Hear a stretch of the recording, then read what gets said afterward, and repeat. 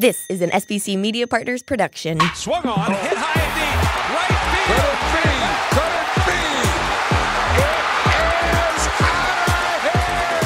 Phillies fans, these are your glove stories with Murph. Let's check in with Greg Murphy. Murph, you got a special guest, huh?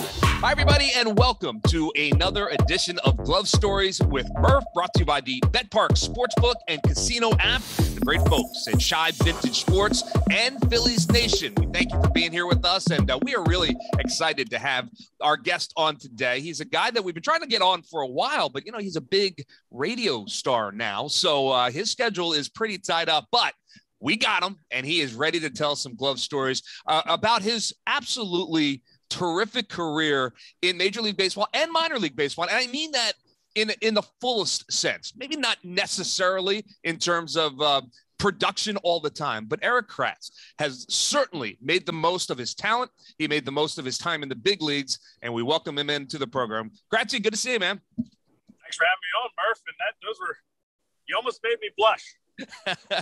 Oh, and that's hard to do. So I feel good about that. But you know what? When I think about your career, parts of 11 seasons in the big leagues, and if I did the math right, parts of 18 seasons in the minor leagues, you 19. Talk about 19. There you go. See, I was an English major in college, so there's the math. But you talk about being a survivor and being a guy that always had his eye on the prize. That was you. And I would imagine that started at a very young age for you. Am I right about that? Yeah, maybe ignorantly. I think so many kids have the dream of playing in the big leagues and not really understanding what that means, because I didn't know any big leaguers. Shoot, I didn't even know any minor leaguers. Right. Like I saw some passing.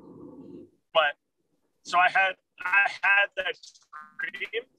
The difference between me and other people, I feel like, wasn't necessarily the ability. I just never lost that dream, and I ended up growing into it and kind of continued to improve. And something that had ability been in basketball or football, because those sports, you don't have it. You're just out. You just can't be like, you know what? I'll just try a little harder. But baseball allows you to do that. Oh, that's an interesting comparison. I was going to ask you, as a young guy growing up in Pennsylvania, did you play other sports? I'm assuming you did. I'm assuming you were one of the better athletes, out there. And so what did you do when you weren't playing baseball? I played soccer. In high school, I played soccer and baseball. The basketball team wanted me to play, but I didn't want to go to all the camps that you had to go to. Like basketball in our area was like one of the first ones. Like I go to the summer camp and this summer league and that, and I'm like, can I just play? I just like to play. I played all the sports. Was rock skipping a sport? Because I would go down to the pond and skip rocks too. I was almost pro in that. Yeah, I can imagine how good you would be at rock skipping and a lot of time put in. You were born in 1980. All right. So the Phillies win the World Series the year you're born. You're growing up just outside of Philadelphia. You are a Phillies fan. I'm noticing your shirt right now. For those of you just listening on the audio portion, he has the Veterans Stadium commemorative T-shirt on right now. So you were 13 in 1993. I'm wondering how much of that team shaped your fandom with the Philadelphia Phillies. Oh, my goodness. I mean, growing up before that, Mike Schmidt was my absolute favorite player. Yeah. I played third base. I didn't catch until later on when I wasn't very good at third base. But so I was a Phillies fan through and through.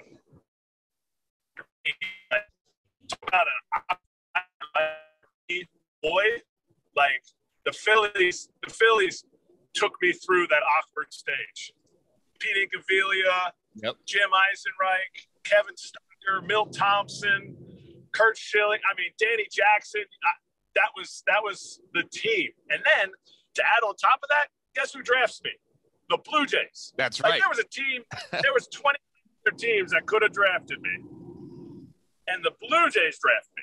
Like the Blue Jays of all people. Like if Joe Carter had called me and told me I'd have been like, you mind if someone else calls? Like, I really want to be drafted, but freaking Blue Jays. Yeah, I get that because I was I'm about 10 years older than you, but I had the similar feelings about that Blue Jays organization for a long time. But you did get drafted, and it's obviously a boyhood dream, and you make your way into the minor leagues. And, looking back, you really progressed pretty quickly through the minor leagues. You're coming out of a Division III school. You're the only player ever to be drafted out of your college, Eastern Mennonite, and you came into the minor leagues and really excelled. And I wonder, was the confidence just there right from the beginning for you, or were you faking it the whole way through? I was faking it because in Division III sports at that time, it wasn't like it is now. Like, yeah. I feel like the competition has gone because of travel ball and everything. I think a lot of kids have a lot of experience in just higher level baseball. So not everybody makes it to Division I, Division II, and Division III baseball now is better than it was when I was there. And I did not have a lot of confidence.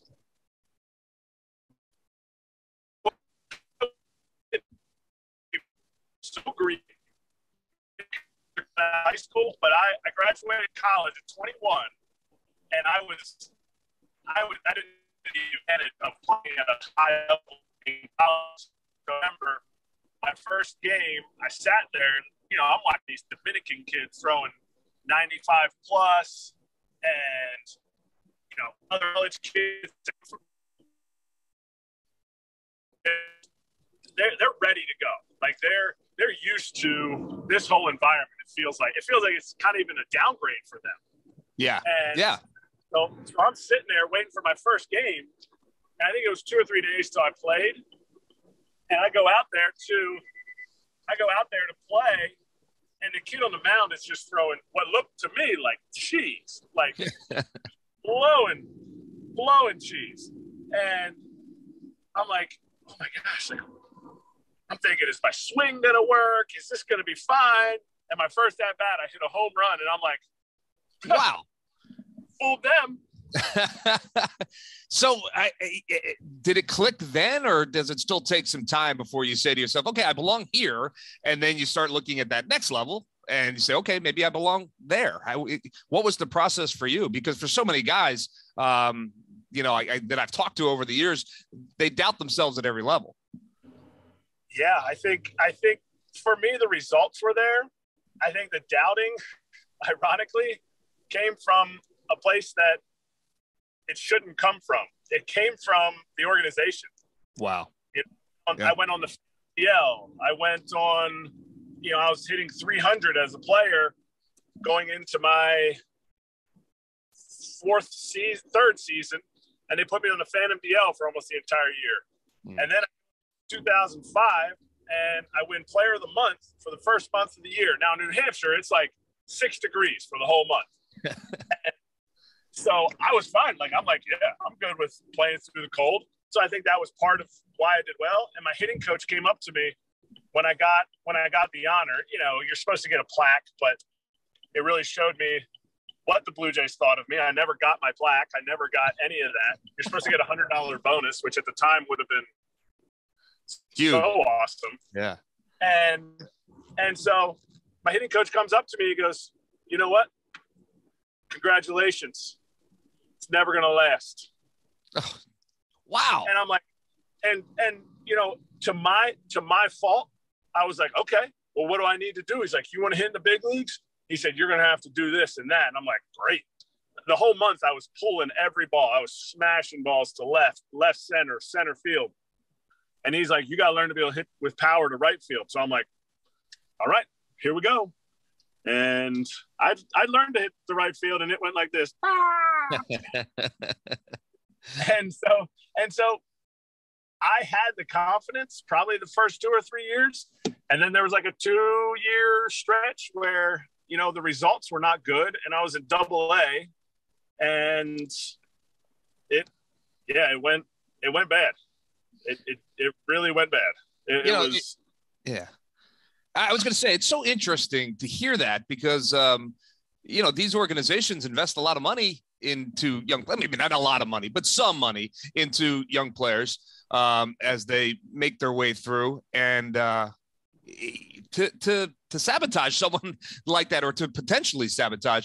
But I know you have an incredible support system back at home. I'm sure you had some teammates as well. What do you remember about that time? Who did you lean on to be like, hey man, you got this?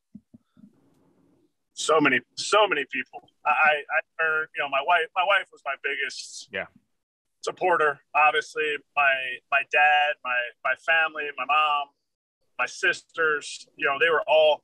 I had so much support. But the biggest thing I learned from all of that, they weren't purposely trying to sabotage me. The biggest thing I learned was you need to do it. You need to do it for yourself, and you need to, focus on what makes you better in a team sense. And it was, I'm so glad and grateful.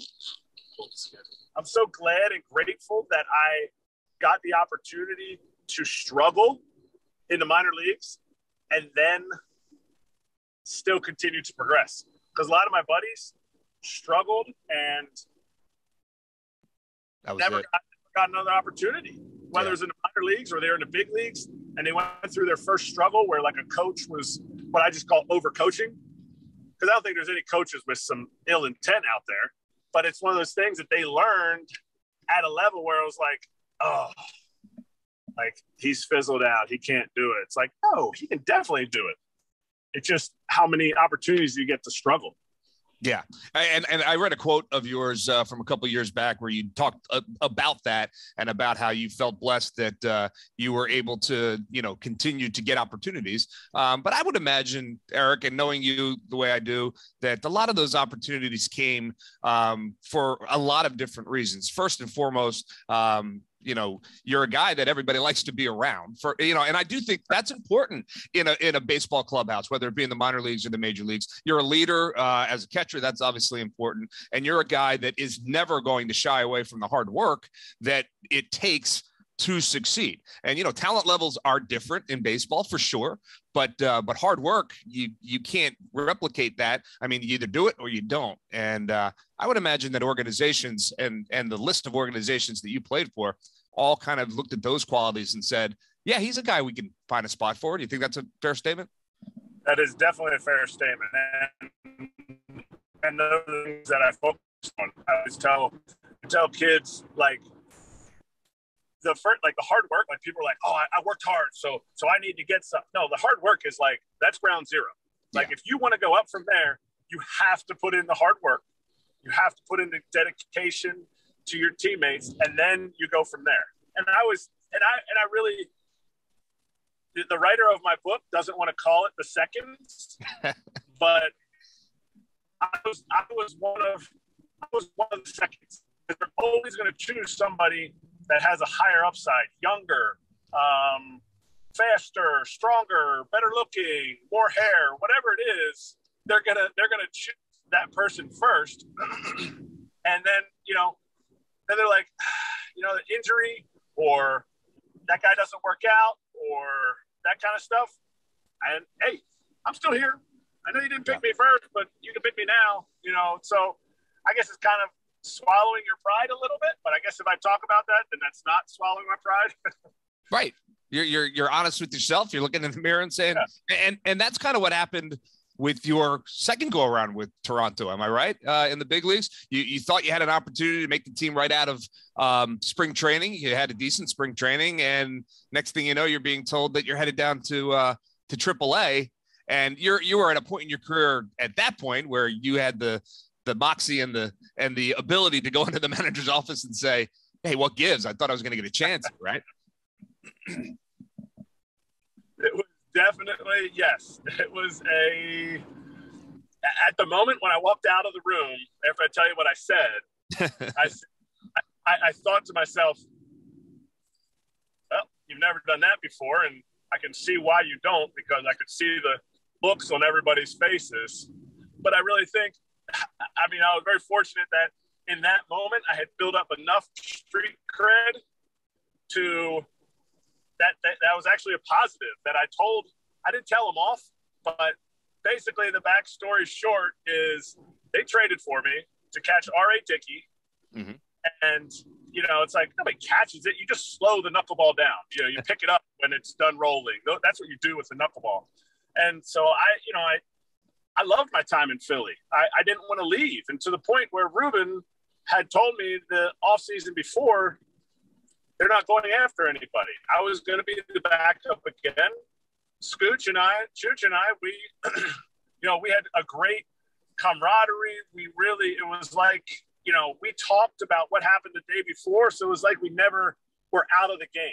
It was always, obviously Chooch was better than I was, but it was something that we were always, for the pitchers, we were always bouncing stuff off each other. And we felt like it was a great team. And the organization felt like it was a great team. Well, the Blue Jays came to upgrade at their catching position, and they ended up trading for me. I went in the offseason to catch Dickey. During my time off in the offseason, I went to go catch him at his house. And, so I was doing everything I could to be able to catch him and to be able to do it as well as I could. And he was going to be the opening day starter. So I caught him all spring training, and they called me into the office. I hit 400 in spring training, and they call me in the office and they say, we're going to go ahead and go with Josh Tolley, who was his normal everyday catcher from his years of winning the Cy Young with the Mets and all that stuff. And they're like, we're going to go ahead and go with Tolley, and we're going to option you down to AAA. And I paused, and I'm like, there was a pause in the room. I was like, this is the GM talking. Okay. Are you serious? I'm like, are you serious? You traded for me? I said, you can look at my numbers of what I did the last 2 years in Philadelphia as the backup catcher. As a starting catcher, it's not great numbers. As a backup catcher, I'm from Philadelphia. I have a family. I'm 30 at the time. I was 33. I said, so you traded for me to send me to AAA? And I lean back in my chair and I go, same organization, different colors. And wow. Everybody else perked up. The GM, because the GM wasn't there at the same time when I was there the first time going through the minor leagues. But the manager was, and all of them, the bench coach was in there, the manager was in there, the general manager was in there, the assistant general manager. I mean, the room was the size of this car. And so it was, you could feel everybody's emotion kind of, and the manager, John Gibbons, he goes, well, what is that supposed to mean, Kratz? I was like, what's that supposed to mean, Gibby? I said, you guys traded for me for insurance. I said, that's fine if I'm 26 years old and trying to toil my way back and forth in the big leagues. Sure. I said, I don't know when my next game in the big leagues is going to be. I said, you guys came to get me, and now you're just going to stash me down in the minor leagues? I go, what do you want me to do? You want me to throw a knuckleball up in the air and catch it to myself in AAA? How am I going to get better? I said, you know what you guys need to think about? You guys need to think about the people that you're trading for and not just the product.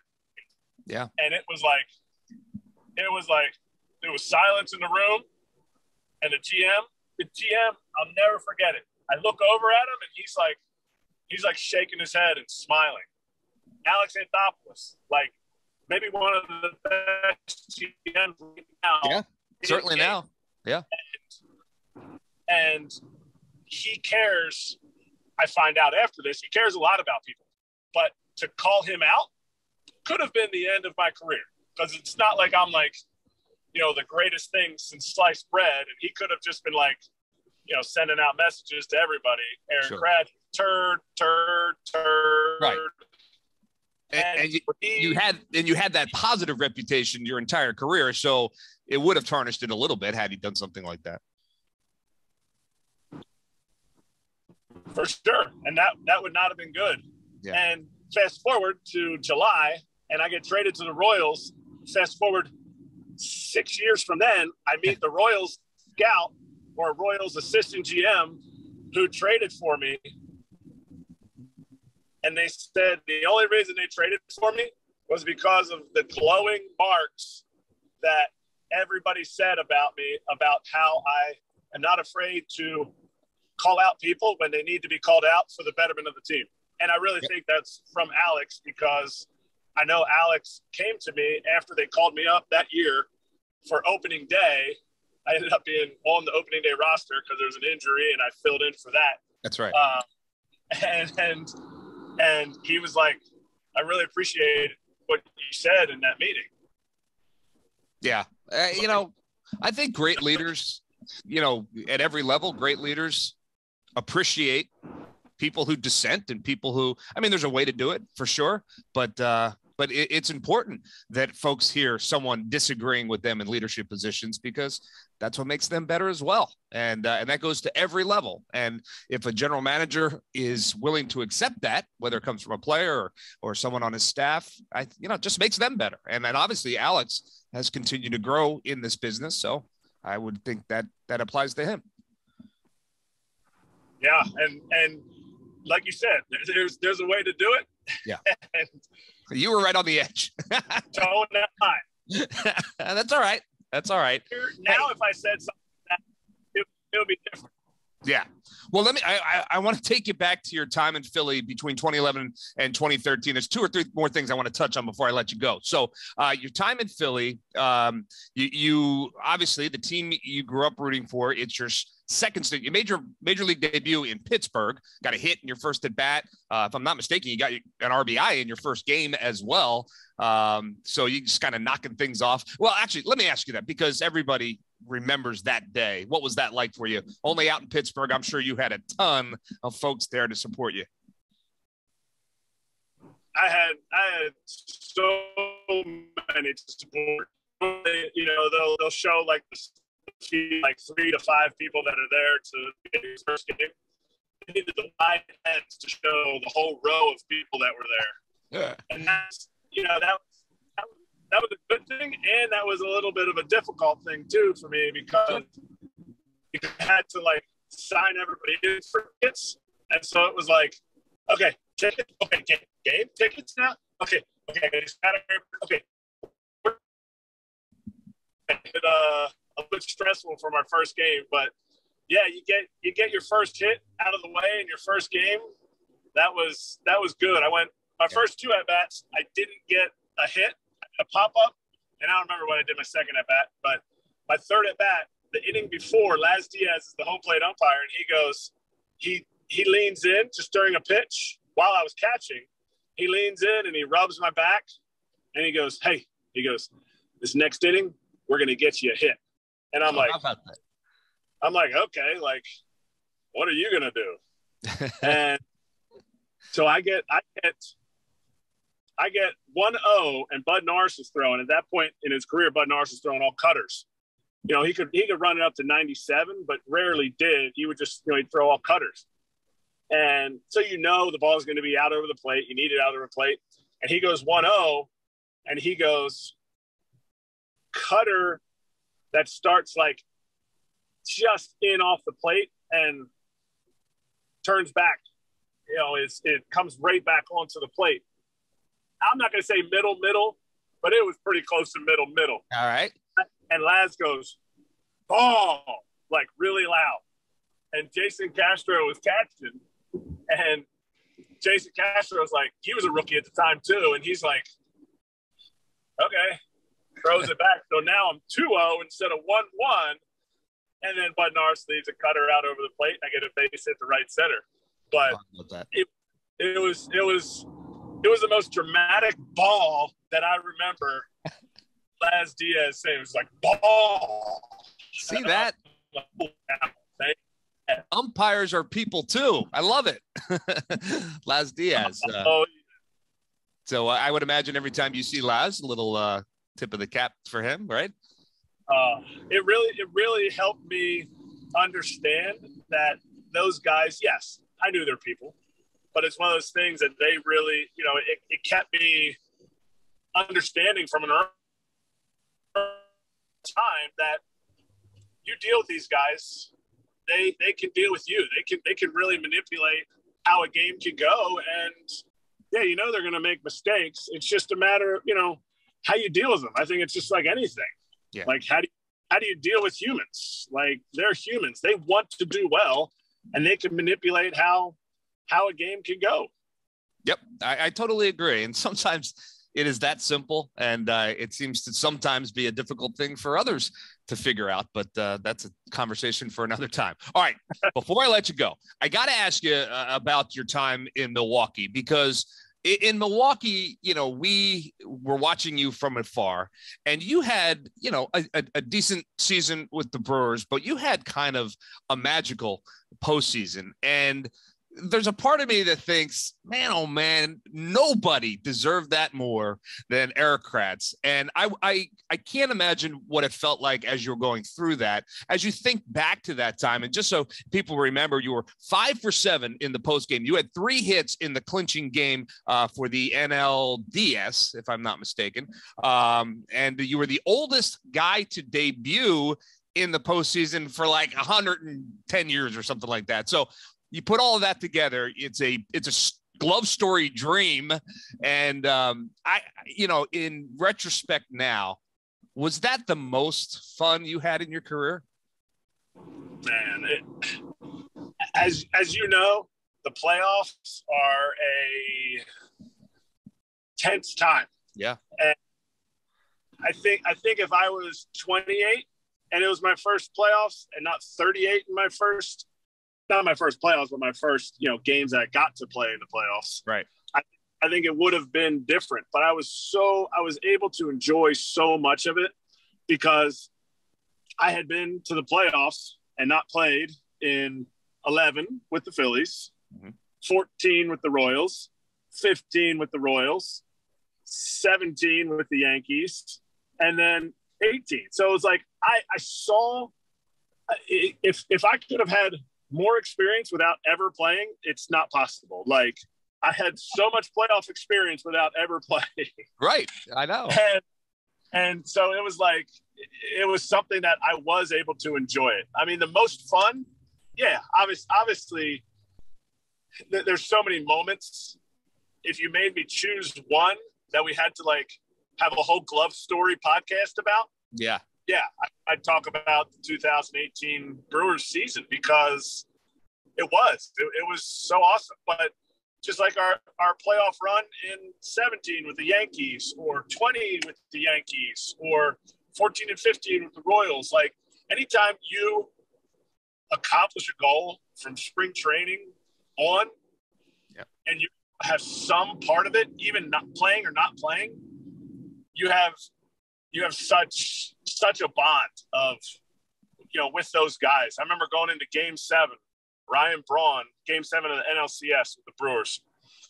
And Ryan Braun he's like, man, we were getting ready for the game. He goes, I really like this team. He said, I really hope we can win this game. He said, because I see all the old guys from, I forget what year it is, like the 84. Yeah, something like that. Yeah, 83, 84 Brewers team. He's like, I see all those guys come back all the time. He's like, I would love to see you guys every year for, or every 5 years, just like they do it. And I'm like, yeah. Not that we needed any more motivation to win the game to go to the World Series, but to hear it from a guy like Ryan Braun, who can be, he can be a little bit, just like any other superstar. They have to bide their time. They have to be kind of separate in certain situations. But to hear him say that, and just because he had been with the Brewers that whole time, and it was something it was something that I'll never forget him saying going into that game. Obviously we lost, but it doesn't tarnish it. I'm sure people who don't have a World Series ring, it probably hurts a little bit more, but to me, it was about those moments and those times. And I still have great connections with all of those guys. That's awesome. Yeah. And that's really what, at the end of the day, what baseball is all about, is those last little bit of connections that you keep for the rest of your life, even after you're done. All right, final thing, because I think this was another story that kind of made national headlines, and you may or may not know where I'm going, but when you were with the Yankees and you were talking to the media very publicly, you got emotional because you were talking about the young guys and in particular, some of the young Latin pitchers that you had been working with, and the way that you handled that particular situation, I think showed so many people that maybe didn't know across the country what kind of person you are. I think it kind of laid it out there, and it became a big story. And for whatever reason, who knows why things become big stories, but what do you remember about that time? Because obviously that's not something that you were thinking about going into that question and answer period. No. Yeah, it was a Zoom call. You just kind of go in and you talk about whatever they want to talk about. You don't really have the emotions normally aren't there. And to cry on a Zoom call, I'm a crier. Yeah, that's what I do. I am too. But it was something that it's just kind of like what we just talked about. Yeah, the connection there with teammates can go deeper, but also you connect it with the rest of your life, what I call real life. And the connection between young Latin players or just young players in general that are extremely talented, that are making it up to the big leagues at 20 years old, like 20? Yeah. Like, wait, I was in college. Yeah. I was in college and this kid's pitching in the big leagues or pitching in AAA, whatever it is. And so you make that connection. And now I have a 15-year-old. At that time he was 13. And so it's like you sit there and you think about that and all that. And I think probably the COVID season where you don't have anybody around probably added into that. But I got some people were like, oh, were you embarrassed that you cried on national television? And I was like, or on, now not national television, just YouTube. But I was like, no, I don't. But I've never gotten more people coming up to me and saying like, thank you, or telling a story about when they were a young Latin player, from coaches to bullpen catchers to veterans in the big leagues to rookies in the big leagues. Like the next that were coming up to me, people were like running across the field as I'm going to catch a bullpen, because you don't really play much when I don't really play much when I play. But they were coming out early to come and say, because it helped. When they were 16 years old and coming over to a new country that they didn't know the language. Yeah. And people don't see that. People don't see that. They just see a superstar who can smash a baseball or can throw a baseball home, and they're like, oh yeah. They don't see that they probably, if they're over here at 16, they're probably out of their family by 14, right? Going to the Boscans and the camps and the schools down there. So it's like, there's a lot that's not seen, except for when you're that teammate, you're the teammate of that guy. And to gloss over that fact is crazy, because if it would happen to any American player, it would be like the biggest headlines, not just in your hometown, it'd be national headlines. And these guys do it every single year. Yep. Yeah, you're absolutely right. And it comes back to kind of what has been a theme in this particular episode of Glove Stories. And that is that, baseball is a wonderful sport and a great platform. And it's filled with human beings that are playing these games and umpiring and coaching and broadcasting and doing all of those things. And it's important to remember that. And it's important to remember that if you really have that dream, then you look at a guy like Erik Kratz, who spent parts of 19 seasons in the minor leagues and parts of 11 in the big leagues, but certainly made his mark on baseball and continues to do that. And we are just thrilled to have Kratz as part of the radio team now. We're putting them through the paces. We're treating them like a rookie.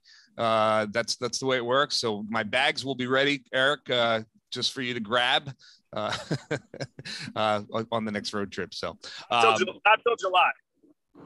Not till July. All right. Well, then my bags will sit until July. Hey, thank you so much for doing this. I know your schedule's crazy and you're driving to baseball practice right now, but we certainly appreciate it. Murph, you're the best. I appreciate it.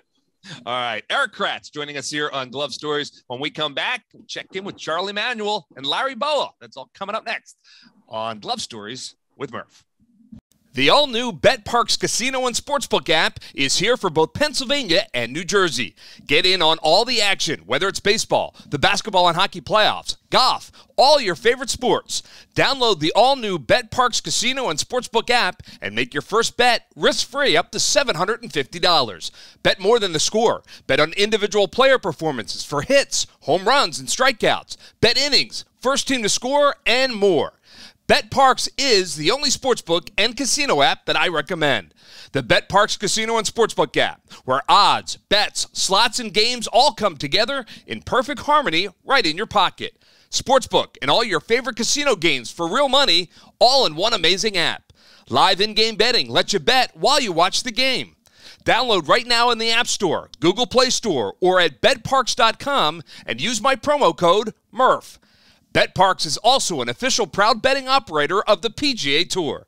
The all-new BetParx Casino and Sportsbook app. You must be 21 and in Pennsylvania or New Jersey. Gambling problem? Call 1-800-GAMBLER. Welcome to This Week in Philly Baseball History, presented by Shibe Vintage Sports. This week features two memorable pitching performances. First, Jim Bunning's unforgettable perfect game at Shea Stadium on Father's Day in 1964. Then, 7 years and a day later, Rick Wise dominates Cincinnati by throwing a no-hitter and hitting 2 homers. Celebrate Philly sports history with a unique Father's Day gift from Shibe Vintage Sports.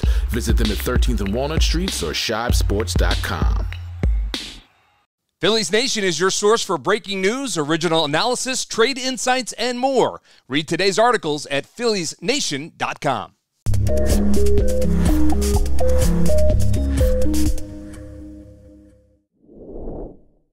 Welcome back to Glove Stories with Murph, as we welcome in, as we do every week, Charlie Manuel and Larry Bowa here on the podcast. And we're talking about an interesting topic today that is somewhat topical in Philadelphia over the last couple of weeks. New manager with the Philadelphia Phillies, Rob Thompson, taking over for Joe Girardi mid-season. And it doesn't happen often, maybe 2 or 3 times a year in Major League Baseball, but teams make changes. And both of you gentlemen have been involved with that in all aspects of baseball. So, Charlie, I'll start with you.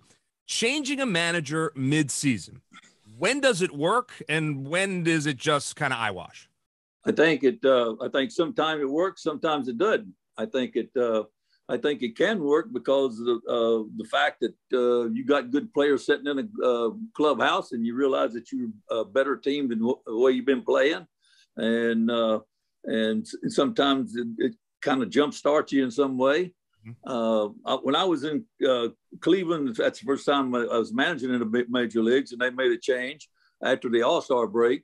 And, like we had Mark Saparo had been, he got hired as a general manager, and actually he basically it boiled down to him wanting his team and things like that. And that's what I got out of the conversation we had when we talked. And also too, like we was in a rebuilding process, and we took like 600 RBIs off our team, like year before, that winter. And if you go back and look, like we did not have a real good team. But at the same time, I felt like he definitely wanted his guy. And that's kind of the way the baseball works. Like when you're not winning and things like that, you're kind of sitting there, and when things don't go good, the old saying is you can't fire all the players, and but also too, like you can add personnel up in the front office too. Like you can't go in there and fire every one of them. So exactly right. I think a manager just like he walked right into that. Then when I got fired in Philly, I felt like it same thing. Like we were talking about how we were built to win. All you got to do is go back and look at our team. I look at the time I had in Philly. I think Murph 212. might have been one of the best years best job for our coaching staff and the manager. If you go look, like with the team that we had. Yeah. But at the same time too, like there again, you're getting into opinions, and when things get going and they say you're sitting in a hot seat, it always points toward you. And I think that is what you take on when you accept being a manager. And but at the same time too, I think it creates by getting rid of a guy sometime, definitely, like it can jumpstart your team. There's been times, if you go back, I remember when Bob Lemon got hired over Billy Martin or something like that. And I can remember Harvey King getting hired in Milwaukee. And he came in and turned them around to a winning team and things like that. But, like that's kind of how it goes. But at the same time too, like it comes down to the point where you lose confidence in that guy as far as being that man to run your team. I believe that. Yeah. Yeah. I mean, Larry, when you sign up to be a major league manager, it's not a job for life. It's not the right. Supreme Court. It's going to end at some point. What are your thoughts on all of that? Well, I agree with Charlie is sometimes it helps, sometimes it doesn't.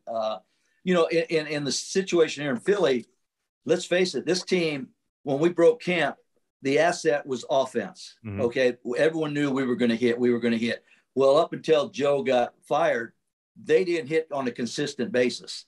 And so I guess Dave and the front office felt maybe a new voice might jumpstart this team.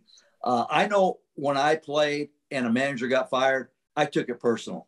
Yeah. I don't know if players take it personal. I mean, you got to look in the mirror sometimes as a player and say, you know what? This is another excuse for me because we're going to get a new manager. But, and sometimes a different voice does help. I mean, the one thing that stands out with Rob and Joe is it seems like Rob's got a set lineup now. And his bullpen is sort of, this guy pitches this inning, which I think might stabilize that stuff. Mm-hmm. But again, I look at Joe Madden. He got fired and it didn't help there. They lost the next 2 or 3 games right away. Yeah. So it all depends on the ball club. But this really didn't shock me. Not the fact that Joe got fired, but this team is starting to hit because I thought, Charlie and I both thought when we broke camp, the one thing that's going to be consistent is the offense. And it just wasn't there. And now lately, the offense has been there. And when you score a lot of runs, Murph, as you well know, you cover baseball, it covers up a lot of warts. It covers up your defense. It covers up your bullpen if it's not pitching well. It gives the starting pitcher more confidence to go deeper in the game when you score 5, 6, 7 runs. When Joe was managing, it was 3-2, 4-3. And all of a sudden now the offense starts clicking. So I think it's in the eye of the beholder. Sometimes it does help. A new voice does help. But over the course of 162 games, Murph, it's all going to even out. And you're going to find out if this team really did need a new manager or was it just coincidental that they started hitting the ball the way they were capable of. Yeah. I will say this about the players in the Phillies clubhouse on the day that Joe got fired. I talked to 6 or 7 or 8 of them on that day and the next couple of days. And each one of them said exactly that. Look, we take this personally because at the end of the day, it's us not playing well. That's the reason that a man lost his job. And right. I do believe they understood that. So maybe it does, at least in the short term, kind of give them a little kick in the butt and a look in the mirror to make things, to do something to change it up. Charlie, when you're a player, if you had a change in manager or, obviously you don't like every guy you play for, I'm sure. If you have a change in manager that just didn't suit your style, did you feel like it helped your game going forward? Is that a possibility? I kind of feel like exactly like Bo says. I feel like I did not do my job, and I let the guy down, and I wanted to be much better person than that. Really, I didn't, I've never wanted to see a manager get fired because now that I've been in the game for a long time. I know how you feel, and also I know how hard the job is. Yeah. But at the same time, when I look at it, like Bo said, we spend a lot of money on our hitting, and we were built for hitting, and we come out spring training. Once we got Schwarber and Castellanos, we thought we was going to light it up like we have for this past week. But at the same time too. When I look back, I can look back at baseball, and when you talk about offense, and people talk about beating the shift and manufacturing runs. You know, like I look at those teams I had in Cleveland. Also, I look at our team, and I do compare them. And to me, offense can be steady if you touch all the ways that you can manufacture runs. Mm-hmm. And nowadays, I think they just manufacture runs, and as far as hitting homers and things like hitting homers mostly, and of course doubles can help you, but at the same time too. Like we're taking the running game out of baseball. We're taking the contact hitter, guys like Ricky Henderson, Kenny Lofton, Coleman. I can name Utley's, Rollins. They would not grade good nowadays, and but those are what I call high-end offensive teams. The teams that's got the consistent hitting down through the middle of the lineup, and it's hard to go through their lineup. And all of a sudden, you can play little ball, things like that. And we had a team actually in Philly that I felt like the fans fell in love with our team, and we could manufacture runs in a lot of ways. And at times we didn't have to bunt because we could steal and things like that. And like I look at that, and if you got a team that you built for power along, if you look and go down through compare the hitting on a real good team 10 or 15 years ago to a real good hitting team now, and you'll see the power, and you will see ways if they play the baseball what I call a correct way of playing it the whole game. Like I still think that is the best offense. Yeah, I would agree with that. All right, let me ask you one final question, both of you, before we wrap this segment.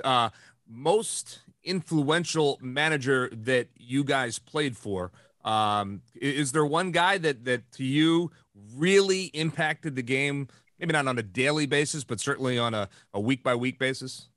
Larry, you go ahead.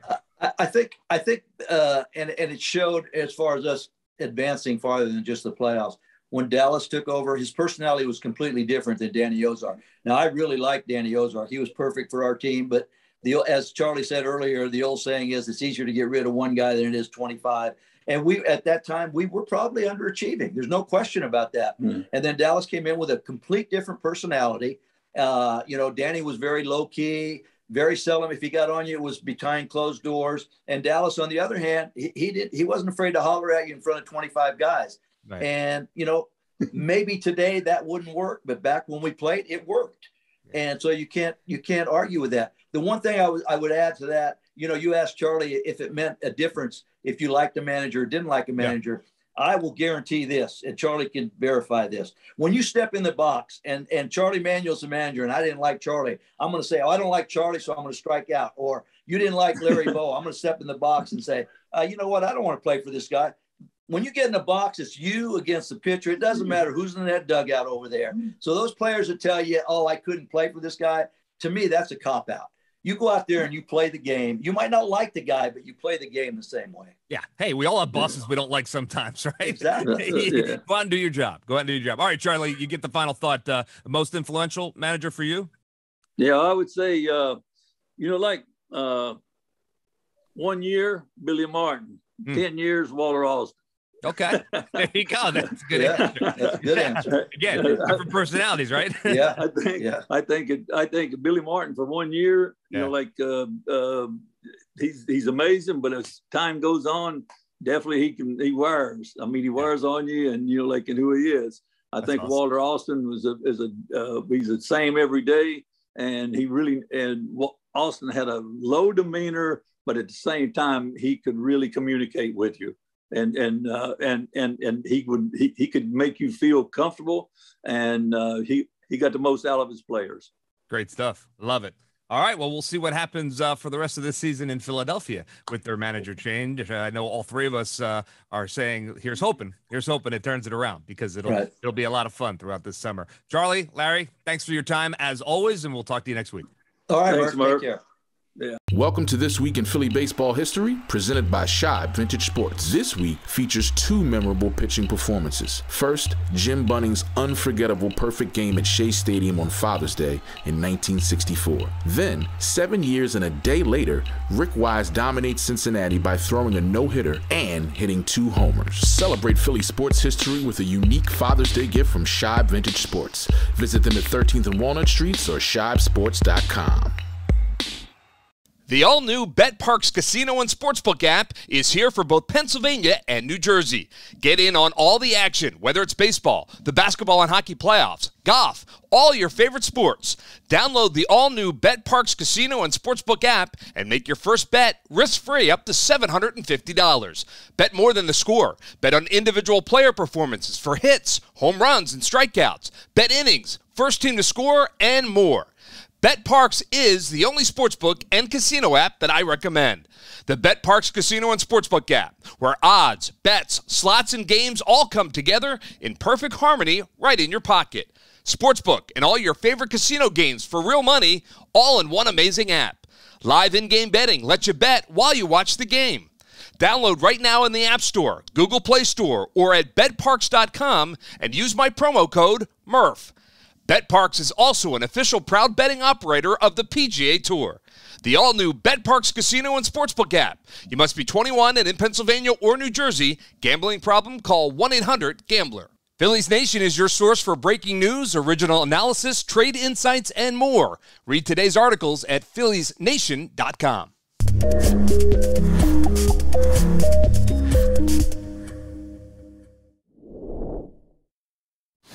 Welcome back to Glove Stories with Murph, brought to you by BetParx Sportsbook and Casino app, the great folks at Shibe Vintage Sports, and the great folks at Phillies Nation, who we happen to have one with us today. Tim Kelly is the editorial director for Phillies Nation and covers the Phillies on a daily basis. So we thought, why not get his insights on some of the broader topics that surround this team? So, Tim, thanks for being with us. We appreciate it. Good to see you. No problem. Good to talk to you, Murph.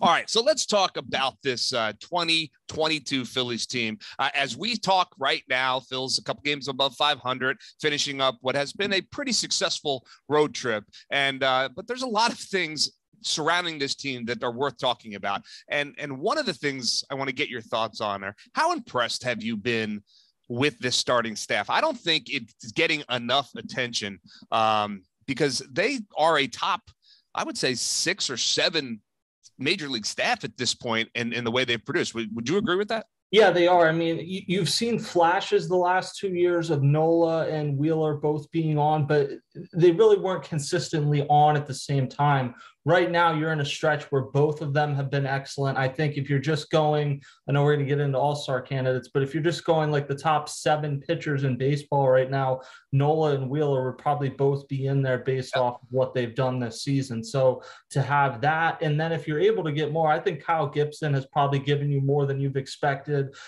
Zach Eflin, obviously there have been some health issues, but Ranger Suarez was excellent in 2 out of his last 3 starts. So you're in a very good position with your starting rotation. Yeah, and that leads back to the ultimate goal, and that is, hey, get into the postseason, and anything can happen, especially when you have a starting staff the way the Phillies do. But they've got some work to do to get to the postseason, and we'll talk about that in a couple minutes. But you mentioned All-Stars, and we are approaching the All-Star break. It's about 2.5 weeks away, I guess, at this point. Right now, Bryce Harper looks like he'll get voted in as the designated hitter, as he should. Who else do you see that might be deserving of a nod to go? Well, what I would say is, like, in the National League, Sandy Alcantara and Joe Musgrove are going to be the locks pitching wise. And Zach Wheeler and Aaron Nola both deserve to be there if it's just the best candidates. But other things factor in. You have to consider that every team gets an all-star. The Phillies are going to have a position all-star. So it may be less likely that they end up with 2 pitchers. But in terms of who deserves it, I think both Nola and Wheeler deserve to be there. We'll see what happens there. And then I know some people will scoff at the batting average, but in terms of power production and consistently getting on base, Kyle Schwarber is someone that deserves a look. And the fact that he's played and is liked in now 4 major media markets, that certainly isn't going to hurt him in terms of fan voting.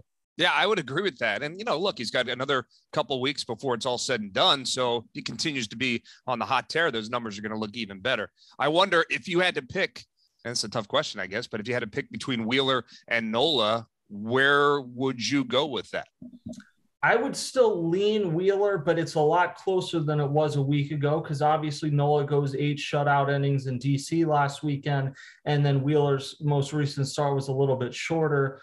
A little bit of bad luck there as well. But I think they're pretty much neck and neck, which means these next few weeks kind of determine which of those two potentially goes to their second All-Star game and maybe which one stays home. It's possible both go, but again, there's a lot of considerations that go in here, which is probably why viewing players' legacies based off of All-Star game appearances probably isn't the best way to look at things. Oh, another topic for another day. That is for sure. But yes, I would agree with that. All right. In terms of this team, obviously in June, they've started playing much better baseball. It's been fun to watch. They've kind of figured out ways to win games that they probably shouldn't have been winning, as opposed to losing games that they probably shouldn't have been losing. Certainly a refreshing change. Do you anticipate it'll level out a little bit, but do you anticipate it staying on the positive side of things as we continue through this season? Yeah, I do. It's just a matter of how far up into the positive things you get. Rob Thompson talked about getting back to 500, then you get to 5 games, then you get to 10 games above 500. And obviously to have any chance in the NL East, you're going to have to be well over 10 games above 500.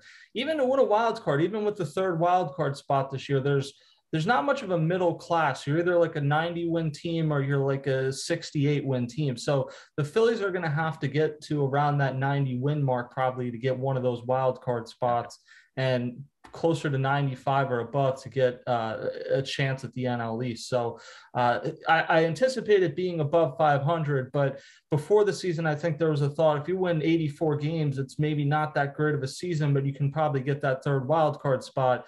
I don't think that's going to happen. No, I would agree with you. It's going to be closer to 90. There are teams that got out to really quick starts and now just almost have to play 500 ball just to kind of stay in that realm. So the Phillies dug themselves a pretty big hole. They know that. They've dug out of the hole, but now they're at ground level, so they still have to start climbing at this point. And winning series will do that, and that's what they've got to continue to do. They've done a nice job of that in June. All right, obviously this team probably doesn't go far if Bryce Harper doesn't continue to do what he's doing as the DH and maybe even get back out there in right field. How concerned are you about the long-term health prognosis of their right fielder / designated hitter right now? Well, I think I'm not concerned that he'll be able to DH. I guess I'll say I believe it when I see it when he ends up back in right field this season. I'm not saying it won't work, but it's not necessarily something that I would bank on happening. And you are, as much as Bryce Harper is kind of a mixed bag in the outfield, he is a significantly better option out there than Nick Castellanos. And having the DH freed up just puts you in a better position as a team where you can rotate Schwarber, Castellanos, Gregorius, Alec Boehm, Rhys Hoskins, whoever, and of course Bryce Harper and JT Realmuto. So you're a better team when you have Bryce Harper in right field. But the biggest thing is being able to have Bryce Harper in the lineup because he's one of the top 2 or 3 hitters in the sport right now. So Joe Girardi had said it earlier in the season, thank God for the DH. Yes. A year ago, Bryce Harper probably would have been out for the season or out for a substantial chunk of time, and this wouldn't have happened. Instead, he's having I don't even think it's a debate. Like offensively, he's having a much better season than he was at this time last year. Now, he had a massive second half last year. We'll see if that happens, but this is by far, I think, his best offensive season since 2015, which is really held up as like one of the great offensive seasons of the last 25 years. Yeah, that's a great point. It'll be interesting to see the residual effects going forward in years to come when they look back at this season. If he were to continue to do what he's doing, there are going to be managers and general managers for the Phillies, because he's going to be with this team, that are going to say, maybe less time in right field and more time just as the DH is a secret to getting this guy to stay healthy and be where we need him to be. It will be interesting. Bryce will fight that. He wants to be out there. There's no doubt about it. But if he has the second half that he had last year, I mean, he's liable to win a batting title. because he's in the mix, and that second half was outstanding. And I think he would certainly be in the mix for the MVP talk again, for sure. Yeah, there's going to be people that will never vote for a DH for MVP. So in that sense, it's probably good for him to get back out there. And I would side, like if it's even, if you have two even candidates, I would side with the guy that plays in the field. But I do think it's a little bit silly when we talk about the MVP race last year. It came down to Bryce Harper, Fernando Tatis. Like a lot of these guys, they're in the field, but they weren't grading out well in the field. So how much stock do you put into just a guy playing in the field if they're not playing at it at a high level?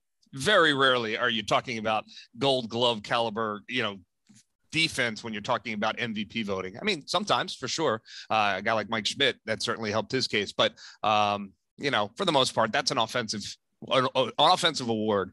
And if you put up the numbers, you should be in the conversation. All right. Tim Kelly from Phillies Nation, the editorial director for Phillies Nation, giving us his insights and his thoughts on this 2022 Phillies team. We're going to see you, once a month now here on the podcast. We look forward to it. I look forward to it too. Thanks, Murph. All right. Thanks, Tim. And we'll be right back. Glove Stories with Murph is sponsored by the Bet Parks Casino and Sportsbook app, along with Shine Vintage Sports and Phillies Nation, and is a presentation of SBC Media Partners. The engineer for Glove Stories is Chad Evans. Cindy Webster is our marketing and guest relations director, and our executive producer is Roger Haddon. Whether you are watching us on YouTube or downloading the podcast from one of the major podcast providers like Apple, Google, or Spotify, make sure to hit like and subscribe.